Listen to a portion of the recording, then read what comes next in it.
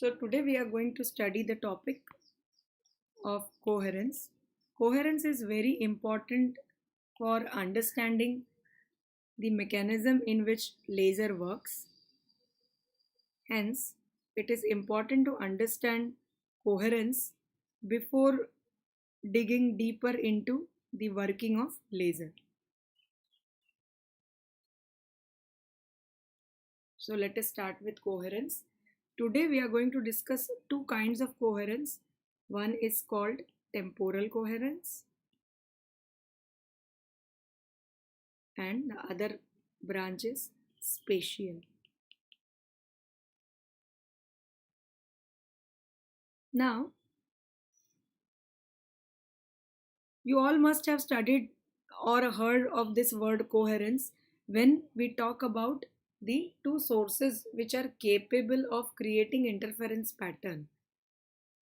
So, the light which is capable of interference is called coherent. So, often we say that you cannot get pattern beyond a certain distance if the coherence length of the source is very small. So, in simple terms, coherence is attributed to the perfectness or ideal wave characteristic. So, if I am having a wave train,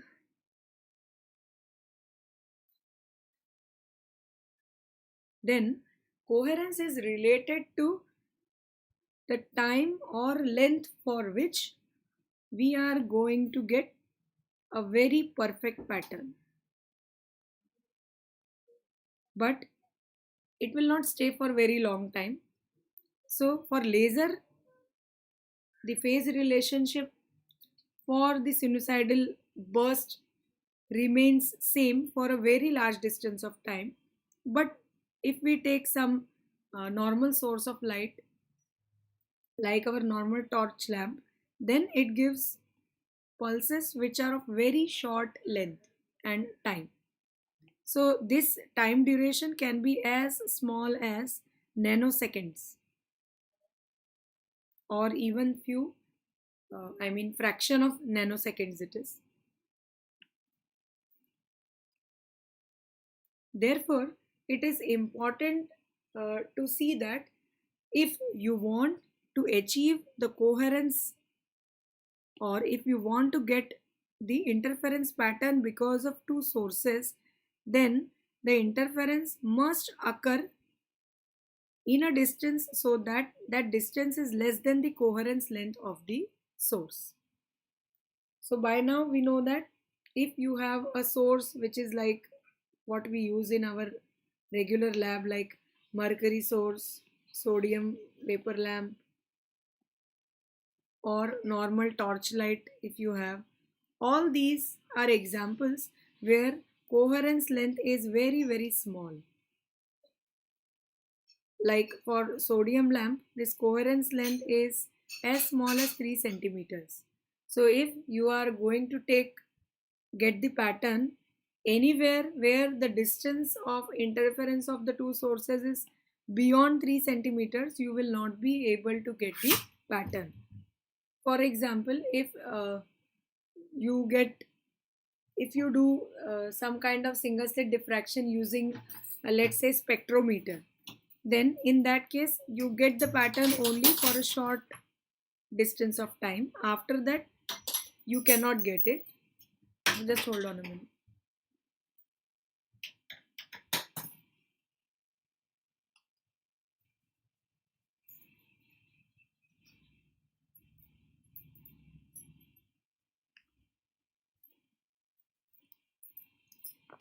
Okay. But for if we have laser light, then for laser light this can even go, the coherence length can even go for several kilometers. That means the perfectness of the sine wave will be maintained up to several kilometers in case of laser, which makes it a marvelous candidate for doing many, to be suitable for many applications. Like you must have heard that in LIGO interferometer, the distance of the two arms ranges in several kilometers. So such kind of things cannot be done without the help of laser. So now let us come for the two branches of this coherence. One is called as temporal coherence and the another one is called as spatial. So let us first have a look at temporal coherence.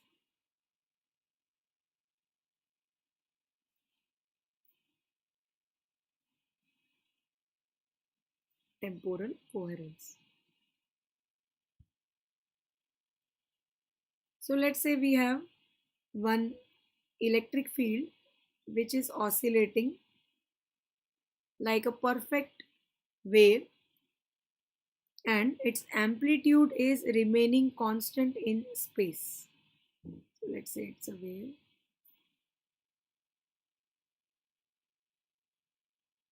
But there is nothing like ideal wave going for infinite length or time. Then it is going to change abruptly somewhere and then we might end up getting another one as this one will break over here and then our new wave might start somewhere here. So the length for which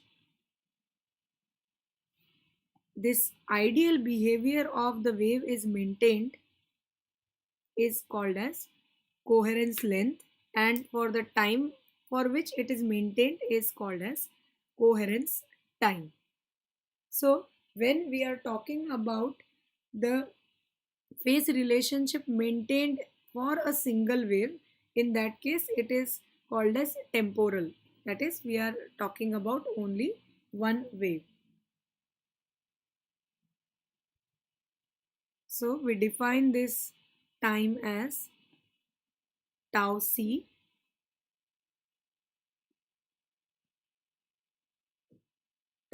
which is called as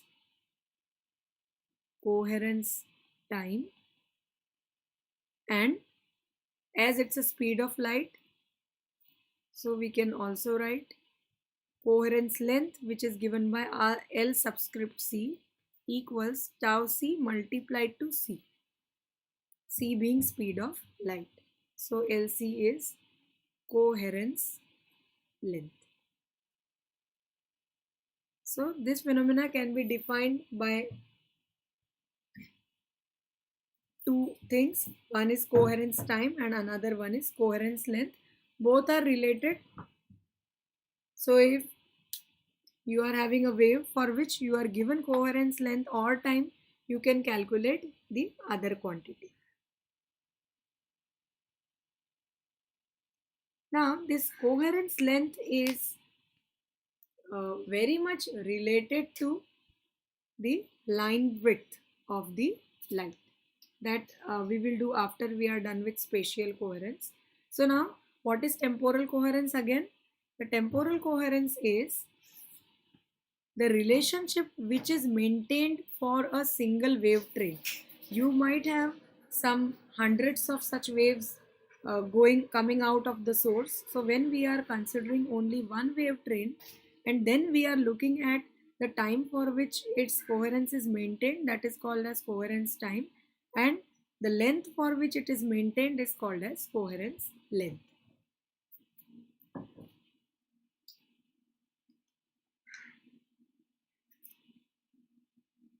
Then the next one is spatial coherence.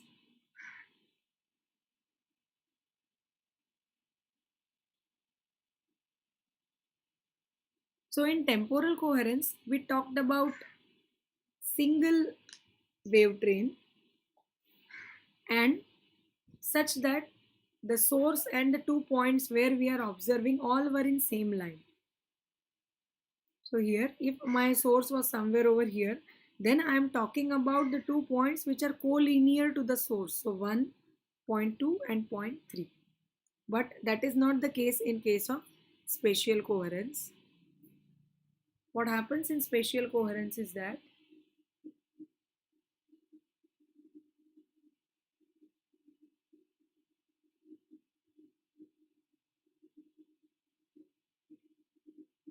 Spatial coherence refers to the phase relationship between the radiation fields at different space points. That means now they will not be collinear. So we can write its definition first. It is the phase relationship between the radiation field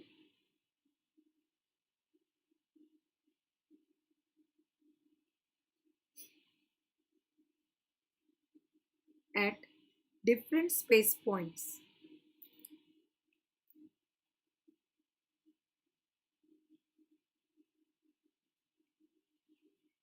So now let us suppose I have a source S, which is over here, and it is giving out a spherical wavefront.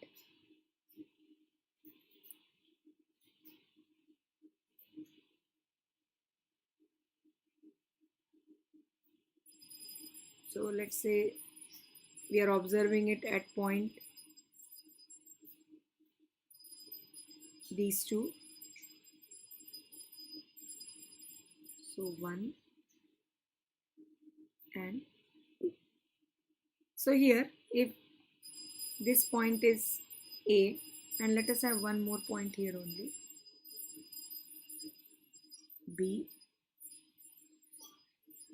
and the third point is C. Now if we are going to talk about temporal coherence, then we were talking about point A and B because they are in one line. If this AB distance is less than your coherence length, then you can have the interference produced. If let's say I put I put a beam splitter over here, and then you are going to have the interference between the two sources which will be split up from here, and we are going to observe it till B. But now in spatial coherence, we are looking at the phase relationship between the radiation field at different space points. So now we are going to see between A and C. So if A and C both are maintaining the same phase relationship, then those 2 points are called as spatially coherent.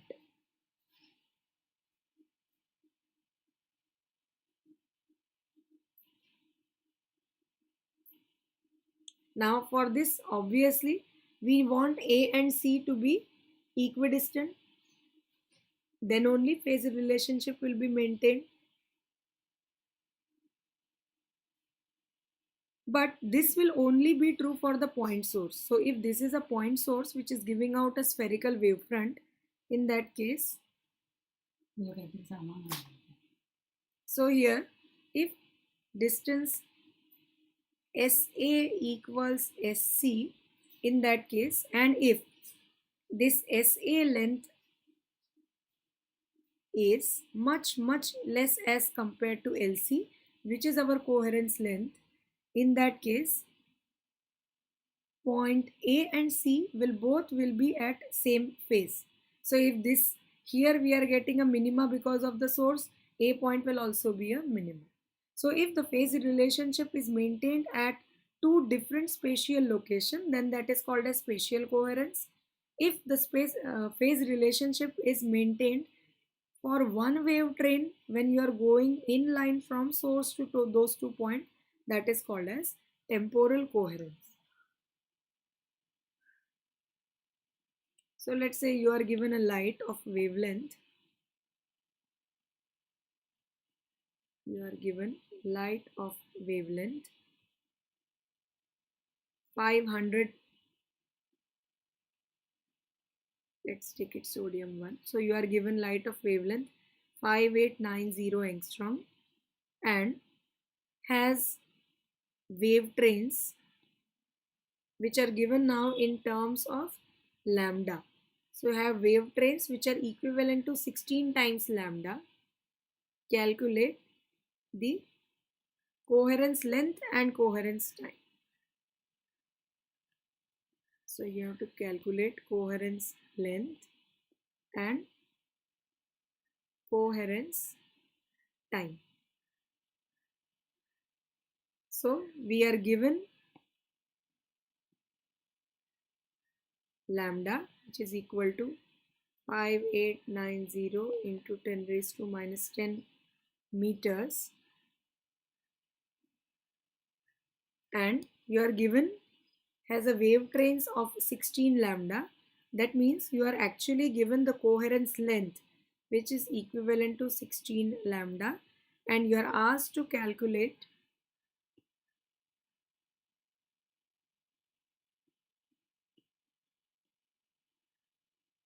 so to be calculated is LC and tau c, that is the coherence time. So it's a straightforward thing. First let us calculate LC. So it will be simply 16 multiplied to 5890 into 10 to the power minus 10. So if we multiply, it will come out to be 94.24 micrometer. So this is the coherence length, and we know the relationship between coherence length and time. LC is given by tau c multiplied to c. So we can calculate tau c as LC by c, which will be equivalent to, now we calculated IC, LC, so 94.24 multiplied to 10 raised to minus 6, which is the coherence length, divided by speed of light, so that would be plus 8. So the time that we are going to get will be 31.41 into 10 to the power minus 14 seconds. So this is how, if you know one quantity, you can calculate the other one. So next time we will be looking at the relationship between temporal coherence and the spectral line width, taking example of Michelson's interferometer. Thank you.